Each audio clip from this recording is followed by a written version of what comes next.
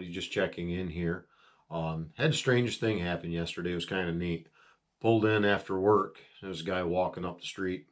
I went down to grab the mail out of the mailbox, and he came over. Just said South Ed's a nice little town. And asked him where he was from. He was actually getting loaded down to Chilbani. It was going to be a while, so he decided to walk around the town. He was from central part of Wisconsin. And instantly he asked me, "Are you saved? Do you believe in God?" And I told him, yeah, but I didn't tell him a whole lot at that point just to see where the discussion was going to go. And it was impressive. The guy was quite an evangelist.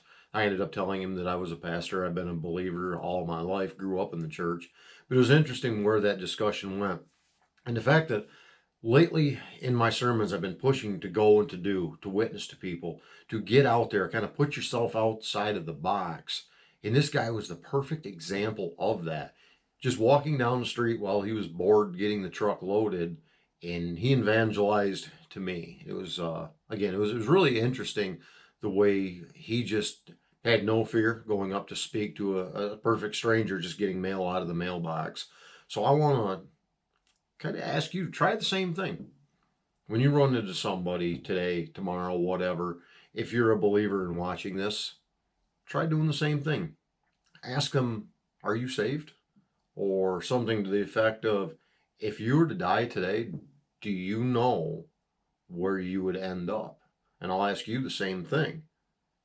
If you were to die today, do you know where you would end up? Would you end up in heaven? And think about, why would you? Are you saved by the blood of Christ? That's the question we all have to ask ourselves. And if so, then we are saved. But outside of that, it doesn't give you salvation if you just believe there is a God. If you believe that you're good enough, you're a nice enough person, none of that matters. What matters is the blood of Christ. So share that with others today. And I just want to give you also a heads up that this coming Sunday is going to be our fellowship dinner after the service. So stick around for that lunch. It's a potluck, dish to pass type thing. So if you're one of us, please bring something to share with the rest of the church family. If you're going to stop in for the first time and check out our services, don't bother to bring anything. Just stop in, and we would love to be part of feeding you lunch after the service and having fellowship with you, and to find out, is this church something that would work for you, or isn't it, or where are you at in your faith and in your journey with the Lord? So come on out. Sunday school is at 10 o'clock. Regular service is at 11 o'clock. And we're going to be talking about a couple different parables.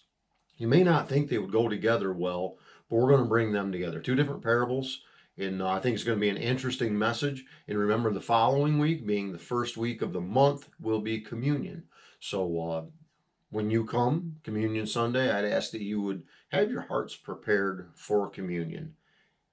And think about what communion really is. What does it really mean?